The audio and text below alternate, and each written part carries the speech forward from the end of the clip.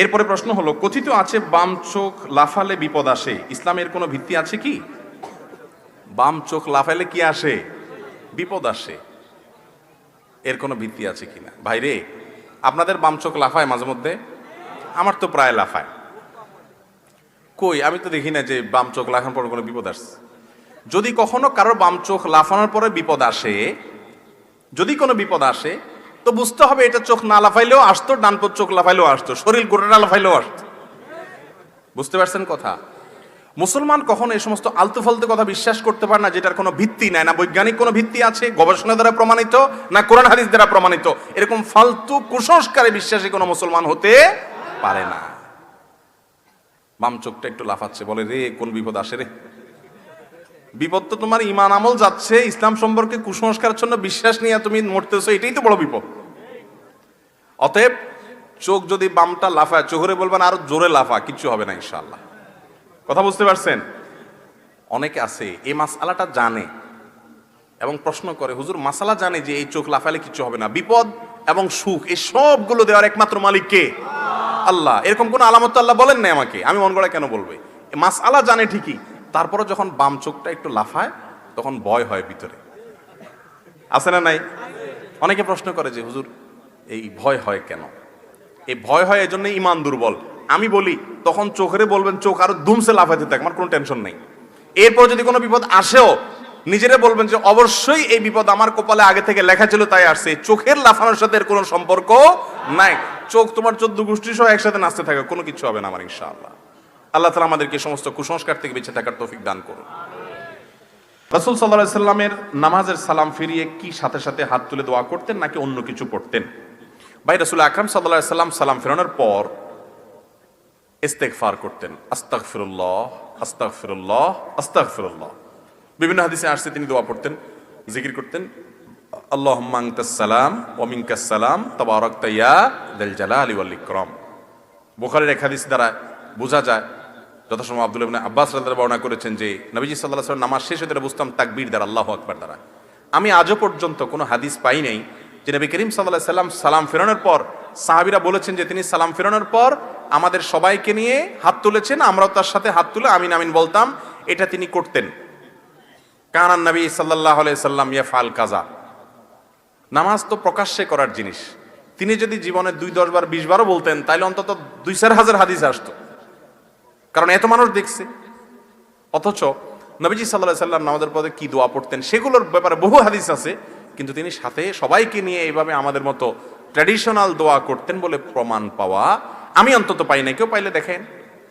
জোড়া তালি দিয়া এখান থেকে এক হাদিস, ওখান থেকে এক হাদিস, এরকম জোড়া তালি দিয়া প্রমাণ করে অনেকে আমরা।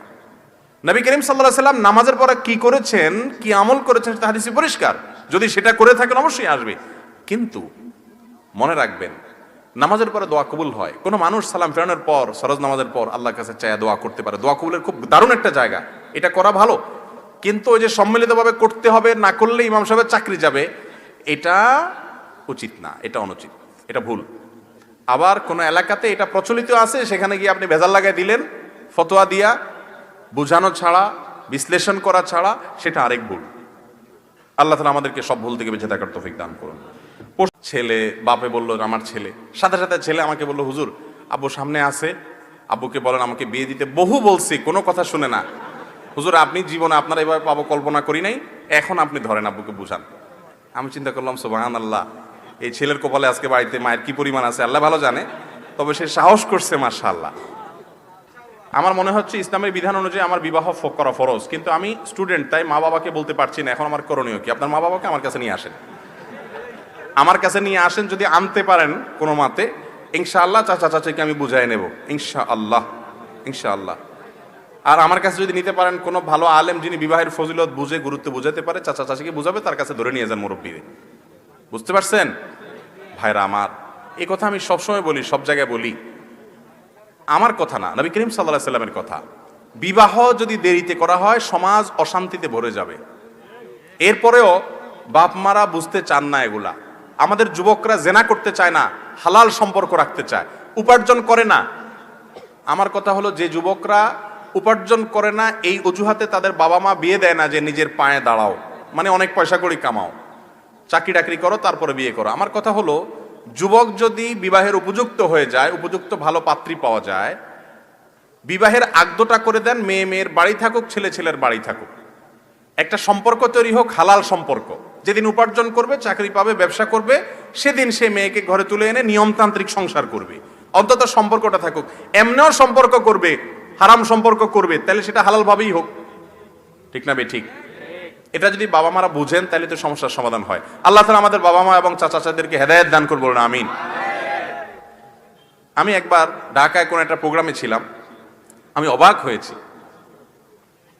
পল্টনে একটা হোটেলের উদ্বোধনী অনুষ্ঠানে তো এক বাপ ছেলে দুজন আসছে, আয়েশার সাথে বলল আমাকে চিনে, ভিডিও দেখে, বক্তব্য শুনে, ভালো কথা। ছেলে বাপে বলল আমার ছেলে, সাথে সাথে ছেলে আমাকে বলল, হুজুর আব্বু সামনে আছে, আব্বুকে বলেন আমাকে বিয়ে দিতে। বহু বলছি, কোনো কথা শুনে না। হুজুর আপনি জীবনে আপনার এভাবে পাবো কল্পনা করি নাই, এখন আপনি ধরেন আব্বুকে বুঝান। আমি চিন্তা করলাম সুবহানাল্লাহ, এই ছেলের কপালে আজকে বাড়িতে মায়ের কি পরিমাণ আছে আল্লাহ ভালো জানে, তবে সে সাহস করছে, মাশাআল্লাহ। তো যাই হোক, আমাদের বাবা মাদের এগুলো বোঝা উচিত এবং আলেমরাও এগুলোর গুরুত্ব বোঝাবেন যে সময় হয়ে গেলে আর বিলম্ব করবেন না, ধ্বংস হয়ে যাবে। এরপরে ছেলে যখন 2 নম্বর পথে যাবে, মেয়ে 2 নম্বর পথে যাবে, তারপরে এসে হুজুরের কাছে তাবিজ চাইবেন, হুজুর ছেলে তো ওই সকিনার হাত ধরে চলে গেছে, মেয়ে তো ওই লিটনের সাথে চলে গেছে। এরপরে হুজুরের কাছে দোয়া চাইবেন, আপনি কাজ করবেন উল্টা পাল্টা, এরপরে দোয়া চাই, কি কাজ হবে? আল্লাহ তাআলা আমাদের মুরব্বীদের বোঝার তৌফিক দান করুন। আমরা দিনের দায়ী হতে চাই, তো আমরা কিভাবে শুরু করব? দিনের দায়ী হওয়ার জন্য 1 নম্বর কাজ হলো, যেটুকু শুনেছেন ভালো করে সঠিকভাবে যাচাই বাছাই করে, প্রয়োজনে কয়েকজন আলেম থেকে শুনে, বই পুস্তক পড়ে, কোরআন হাদিস পড়ে যাচাই বাছাই করে যেটুকু জানছেন সেটুকু বলবেন, আন্দাদুন্দা বলবেন না। অনেক সাধারণ ভাইরা আছেন আজকাল, কোরআন হাদিসের কিছু কথা, কিছু হাদিস কোরআন জানার পরে এমনভাবে ইসলাম প্রচার শুরু করে, বিরাট শেখ, বিরাট আলেম হয়ে যায়, হুজুরের উপরে বড় হুজুর সে। এই রোগ আছে না নাই? তাদের ফতোয়া শুনলে আল্লাহু আকবার, হুজুররা টাসকি খেয়ে বসে থাকে, এরকম ফতোয়া দিয়ে বসে থাকে। তো যুবক ভাইয়েরা বা আমাদের সাধারণ মুসলমান ভাইয়েরা, আপনারাও ইসলাম প্রচার করবেন। নবীজি বলেছেন বাল্লিগু আন্নী ওয়ালাউ আয়া, একটা আয়াত হলে অন্যের কাছে পৌঁছে দিবেন, কিন্তু যেটুকু জানবেন সেটুকু, মন গড়া না। আল্লাহ তাআলা আমাদেরকে বোঝার তৌফিক দান করুন। পশ্চিম দিকে থুতু ফেলা বা পা দেয়া জায়েজ আছে কিনা? পশ্চিম দিকে থুতু ফেলার ব্যাপারে ইবনে হিব্বান, মুসাদরাকে হাকিম সব বিভিন্ন হাদিসের কিতাবে একটা হাদিস আছে, মান তাফালা তুজাহাল কিবলা জাআল ইয়াউমাল কিয়ামাতি ওয়া শাক্কুহু মাইল আও কামা ক্বালা আলাইহিস সালাতু ওয়াস সালাম। যে ব্যক্তি কিবলার দিকে থুতু ফেলবে, পশ্চিম বলে কোনো কথা নাই, কিবলা যেদিকে থাকে, আমাদের জন্য কিবলা পশ্চিম, পশ্চিম দিকে বা কিবলার দিকে যে থুতু ফেলবে, কিয়ামতের দিন কোন কোন বর্ণনায় আসছে ওয়াতাফালাতুহু মা বাইনা আইনাই, যে তার থুতু কপালে নিয়ে এসে উঠবে, অর্থাৎ এটা গুনাহের কথা। এজন্য ইচ্ছাকৃত কিবলার দিকে কি করা যাবে না, থুতু ফেলা। আচ্ছা, এই জিনিসটা কি আমাদের খেয়ালে থাকে বলেন? থুতু ফেলান দরকার, ফেলা দিছি, পশ্চিমে গেছে না পূবে গেছে, উত্তরে গেছে না দক্ষিণে গেছে, কারোর খেতে গেছে না গায়ে গেছে, দেখার কোনো খবর নাই। মুসলমান এত বেদিশা হবে না, বেহুশ হবে না। মুসলমান যা করবে হিসাব করে করতে হবে, কারণ তাকে জান্নাতে যেতে হবে। এখন থেকে হিসাব করবো তো ইনশাআল্লাহ। এটা গুনাহের কথা, এই গুনাহটা অনেকে জানে না। যে কোনো দিকে থুতু ফেলে দেয়, আগে ফেলেছেন সেজন্য আল্লাহর কাছে মাপ চাইবেন, সামনে যেন আর এটা না হয়। পশ্চিম দিকে থুতু ফেললে কি হয়? খুব ভয়াবহ একটা বিষয়। আল্লাহ তাআলা আমাদেরকে বাঁচার তৌফিক দান করুন। তাহলে কোন দিকে ফেলবেন? থুতু ফেলার জন্য সবচেয়ে উত্তম এবং সুন্নাহ হলো নিজের বাম দিকে নিচের দিকে, নিজের বাম দিকে নিচের দিকে যদি ফেলানোর জায়গা থাকে। বাম দিকে পরিবেশ নাই, ডান দিকে ফেলেন, তবে নিচের দিকে ফেলবেন। যদি ক্যাবলা সামনে থাকে ক্যাবলার দিকে ফেলবেন না, অন্য কোনো দিক থাকলে সামনে ফেলতে পারেন, অসুবিধা নেই, তবে সুন্নাহ হলো নিচের দিকে ফেলানো। এরপরে প্রশ্ন হলো, বাথরুমে আল্লাহ তাআলার নাম উচ্চারণ করা যাবে কিনা? বাথরুমে আল্লাহর নাম নেওয়া মাকরুহ, অনুচিত, আল্লাহর নামের অসম্মান হয়। মনে মনে আল্লাহর জিকির করতে পারেন। বাথরুমে ওযু করা যাবে কিনা, এই মাসআলার উত্তর দিতে দিতে একেবারে কাহিল অবস্থা। বা বাথরুমে ওযু করলে কোনো গুনাহ হবে, ওযু হবে না, এরকম কোনো বিষয় না। তবে টয়লেটের ভিতরে, যেখানে টয়লেটের প্যান, কমোড এবং আপনার বেসিন বা আপনার টেপ একই জায়গায়, সেখানে ওযুর আগে বিসমিল্লাহ বলবেন। ওই যে একটু আগে বললাম টয়লেটে বিসমিল্লাহ বলতে নাই, তাহলে বিসমিল্লাহ বলে ওযু করলে আল্লাহর নামের অসম্মান হয়, সেজন্য বাইরে ওযু করবেন। আর বাইরে যদি ওযু করার ব্যবস্থা না থাকে, বেসিন থাকে, পা ওঠানোর সুযোগ নাই, তো হাতটা ধুয়ে বিসমিল্লাহ বলে শুরুটা করেন, বাকিটা ওখানে করেন। এরপর তো আর বিসমিল্লাহ নেই, শুরুতে একবার বিসমিল্লাহ আছে। আর যদি টয়লেটেই ওযু করতে চান, বাইরে কোনো ব্যবস্থা নাই বা ঝামেলা মনে হয়, তাহলে বিসমিল্লাহটা মনে মনে বলেন। আর যদি মুখেও বিসমিল্লাহ বলেন, ওযু হয়ে যাবে।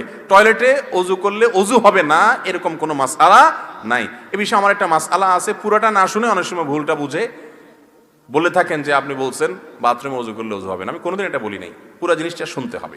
জি, ওযুর পরে আয়না কিংবা কোনো প্রাণের ছবি ও টিভির দিকে তাকালে ওযু ভাঙবে কিনা? না, এগুলো ওযু ভঙ্গের কোনো কারণ নাই। এমনকি টেলিভিশন দেখলেও কি হবে না, অজু ভঙ্গ। টেলিভিশনে হারাম কিছু দেখলে গুনাহ হবে, সেটা আরেক জিনিস, কিন্তু অজু ভাঙবে না, অজুর সাথে এটা সম্পর্ক নেই। মহিলারা নামাজ আদায়ের সময় শরীরের কতটুকু অংশ ঢাকতে হবে? মাথা থেকে পা পর্যন্ত পুরাটুকু ঢাকবে, শুধু মুখমণ্ডলটুকু খোলা থাকবে, 2 হাতের কবজি খোলা থাকবে, 2 পায়ের পাতা খোলা থাকতে পারে। বুঝতে পারছেন কথা? এর বাইরে সব কিছু ঢেকে রাখতে হবে। ফেসবুকে একটা যোগাযোগের মাধ্যম, ফেসবুকে যদি কোনো অপরিচিত মেয়ের সাথে শুধুমাত্র পরিচিত হওয়ার জন্য মেসেজ করা হয়, তাহলে কি গুনাহ হবে? বিবাহের সময় ছেলের সম্পর্কে মেয়ে পক্ষকে বাস্তবের চেয়ে বাড়িয়ে বললে কি গুনাহ হবে? এই জিনিসটা আমাদের দেশে খুব হয়। আমরা অনেকে মনে করি এটা সওয়াবের কাজ। কেন সওয়াবের কাজ? কারণ আমি একটু যদি বাড়ায় বলি ছেলের ব্যাপারে, তাহলে মেয়ে পক্ষ বিয়েটা করাবে এখানে, তাহলে একটা সম্পর্ক হয়ে গেল। আমার একটা মিথ্যা কথা বলা দ্বারা যদি একটা সম্পর্ক হয়ে যায়, খারাপ কি? আমরা অনেকে এইভাবে মনে করি, কিন্তু না ভাই, এটা ঠিক না। আপনার কাছে কেউ যদি জিজ্ঞেস করতে আসে যে ভাই অমুক ছেলেটাকে আমরা বিয়ে করাতে চাচ্ছি আমার মেয়ের সাথে, এই ছেলেটার সম্পর্কে আপনাদের ধারণা কি একটু বলেন। আপনি জানেন ছেলেটার চরিত্র খারাপ, তারপরও বলতেছেন একেবারে ফুলের মতো, টাটকা ফুলের মতো পবিত্র পোলা, নিষ্পাপ একেবারে, খুব পাম্পটি দিলেন কেন? যাতে বিয়েটা হয়ে যায়। আবার উল্টাও আছে, অনেক সময় ভালো ছেলে কিন্তু সম্পর্ক ভালো নাই, হয়তো যার কাছে জিজ্ঞাসা করছে, এমন জায়গায় এসে জিজ্ঞাসা করছে এদের সাথে ছেলেদের সম্পর্ক ভালো নাই, তখন ভালো ছেলে হলে বলে আসতো মানুষ, আল্লাহ বাঁচাইছে আপনাদেরকে, আমার জিজ্ঞাসা করছেন। এরকম করে কি করে না অনেকে? মেয়ের বেলায় একই কথা, কোন মেয়ের ব্যাপারে জিজ্ঞাসা করছে, যদি সঠিক তথ্য আপনি না দেন, আপনি মিথ্যাবাদী, আপনি প্রতারক, কয়েকটা কবিরা গুনাহের কারণে হবে। একে তো একটা সম্পর্ক হতে দিলেন না আপনার মিথ্যার কারণে, যদি আপনি ভালোকে খারাপ বলেন, আর যদি খারাপ ছেলেকে খারাপ মেয়েকে আপনি পাম্পট্টি দিয়া ভালো বলে, বিশেষ করে বিয়ের যারা উকিল হয়, উকিল ঘটক, এই ঘটকগুলা বেশিরভাগ, আল্লাহ মাফ করুক, কিছু ভালো মানুষ আছে, বেশিরভাগই 2 নম্বর। বিয়ে হইলে সে পয়সা পায়, এই জন্য সে অযথা তিলরে তাল বানিয়ে বাড়িয়ে বলে যে ছেলে, আরে বাপরে বাপ, এরকম ছেলে লাখে কোটিতে একটাও পাওয়া যায় না। মেয়ে তো এটা মানে রাজরানী, সোজা কথা। এই পাম্পট্টি দিয়ে টিয়া কোন রকম বিয়েটা গড়ায় দিতে পারলে তার কসকসা নোট চলে আসে, ঠিক না বে ঠিক? এই জন্য সে মিথ্যা কথা বলে। ভালো করে শুনে রাখেন, বিবাহকে কেন্দ্র করে ছেলে হোক, মেয়ে হোক, পাত্র হোক, পাত্রী হোক, তাদের ব্যাপারে অসত্য কথা যদি বলেন, মিথ্যা কথা যদি বলেন, তাহলে একে তো আপনার মিথ্যা কথার দ্বারায় আপনি যদি ভুল তথ্য দেন, তাহলে কেউ আপনার কথার ভিত্তিতে সেখানে সম্পর্ক করে ক্ষতিগ্রস্ত হলো, তাহলে আপনি তাকে ক্ষতির মধ্যে ফেললেন, গুনাহ হলো। আপনি প্রতারণা করলেন, মান গাশশানা ফালাইসা বিন্না, নবীজি বলেছেন যে ধোঁকা দেয় মানুষকে সে আমার উম্মত না, সত্যটা লুকালেন, এটা উম্মত হতে পারে না। অতএব বিয়ে উপলক্ষে এই সমস্ত 2 নম্বরই করা যাবে না। আপনার কাছে যদি কেউ জানতে চায়, তাহলে এটা আপনার কাছে আমানত, আপনি যেটা জানেন সেটা বলবেন, যেটা জানেন না সেটার কোনো মন্তব্য করবেন না। মনে থাকবে তো ইনশাআল্লাহ? এরপরের প্রশ্ন হলো, অপরকে সংশোধনের ক্ষেত্রে নববী পন্থা কি? অর্থাৎ কারো ভুল হলে তাকে সংশোধন করার ক্ষেত্রে রাসূল আকরাম সাল্লাল্লাহু আলাইহি সাল্লামের সিস্টেমটা কি? সিস্টেম হলো, একে তো আল্লাহকে খুশি করার জন্য সংশোধন করতে হবে। আমরা আজকাল সংশোধন করি ব্যক্তি স্বার্থে। আমার দলের লোক হলে, আমার গ্রুপের লোক হলে, তার ভালো তো দূরের কথা, খারাপ কিছু হইলেও সেটা আমার কাছে ভালো লাগে, ওইটাকে আমি ব্যাখ্যা করে ভালো প্রমাণ করি, তাই না? আর আমার বিরুদ্ধের দলের লোক হলে, আমার মতের ভিন্ন লোক হলে, তার যদি ভালো কিছুও থাকে সেটাকে আমি খোঁচায় খোঁচায় দোষের প্রমাণ করি, ঠিক না ঠিক? আমার মতের বাইরের লোক হলে তাকে সংশোধন করতে গিয়ে তার বিরুদ্ধে ফতোয়া দিতে দিতে তার গোষ্ঠী উদ্ধার করে ছেড়ে দেয়। আর আমার মতের লোক হলে তার জন্য ভিন্ন কথা। আল্লাহ মাফ করুক, এটা কোনো অন্যের ভুল ধরার, সংশোধন করার কোনো নববী পন্থা না। শুধু আল্লাহকে খুশি করার জন্য হতে হবে, দরদের সাথে হতে হবে, মায়ার সাথে হতে হবে, কোমলতার সাথে হতে হবে, এবং খুব বিনয়ের সাথে বলতে হবে, যাতে সে ভুল না বুঝে সেটা খেয়াল রাখতে হবে। মানুষের সামনে তাকে লজ্জা দেওয়া যাবে না, একান্তে সংশোধন করার চেষ্টা করতে হবে। উম্মত যদি তার দ্বারা ক্ষতিগ্রস্ত হয়, নাম উল্লেখ ছাড়া বললে যদি সংশোধন হয়ে যায়, কাজ হয়ে যায়, তাহলে সেটা করতে হবে। তারপরেও মানুষের একান্ত বাধ্য হয়ে যদি নাম উল্লেখ করতে হয়, মানুষকে বাঁচানোর জন্য করতে হবে, কিন্তু অসম্মান করা যাবে না, ব্যক্তিগত আক্রমণ, আঘাত করা যাবে না। আমরা তো আজকাল অনেকে আসি, ওয়াজ মাহফিল করেই এটার জন্য, এক গ্রুপে ওয়াজ করে আরেক গ্রুপের গোষ্ঠী উদ্ধার করার জন্য কিছু মৌলবী আনে, আবার ওই গ্রুপে আরেক মৌলবী, কয়েকটা মৌলবী আনে, আগের গ্রুপের মৌলবীদের সব গোষ্ঠী উদ্ধার করে থুয়ে যায়। ইউটিউবাররা বড় বড় থাম্বনেল দিয়া ভিউয়ার কামায়, ডলার কামায়, মাঝখান থেকে আল্লাহর দিন দুনিয়া থেকে ধ্বংস হয়, ঠিক না ঠিক? আল্লাহ তাআলা আমাদেরকে বুঝার তৌফিক দান করুন। এরপরের প্রশ্ন হলো, স্বামী সকালবেলা চাকরিতে চলে যায়, ওই মহিলা অন্য পুরুষের সাথে ঘরের ভেতরে কোনো খারাপ কাজে লিপ্ত, অনেক ভার এবং অনেকবার রেকর্ড করা হয়েছে, এখন তার সাথে সংসার করা যাবে কিনা? 4টি বাচ্চা আছে, কি করা উচিত? আল্লাহ মাফ করুক, এটা আজ মহামারীর আকার ধারণ করেছে ভাইরা আমার। এই যে পরকিয়া, মহিলার কথা বলছেন আপনি, পুরুষরা কি সব দুধের দোয়া? এ ভাই হয়তো নিজে এই পরিস্থিতির শিকার বা তিনি এই ঘটনা জানেন। ফেসবুকে এদিকে স্ত্রীকে বাসায় এসে বলতেছেন যে তোমাকে আল্লাহ তাআলা এত সুন্দর করে তৈরি করেছেন, দুনিয়াতে তোমার চেয়ে সুন্দর আর কেউ নেই। আর এদিকে ফেসবুকে যাইয়া কোনো একটা মেয়ের আইডি পাইছেন তো ইটিস পিটিস তার সাথে নক করা শুরু করছেন। এই রোগগুলো আমাদের মধ্যে আছে না নাই ভাই? ভাইরা আমার, পরিবারগুলো ভেঙে খান খান হয়ে যাচ্ছে, সংসারে অশান্তি শুরু হয়েছে, পরকিয়া এটা জোয়ারের মতো বাড়ছে।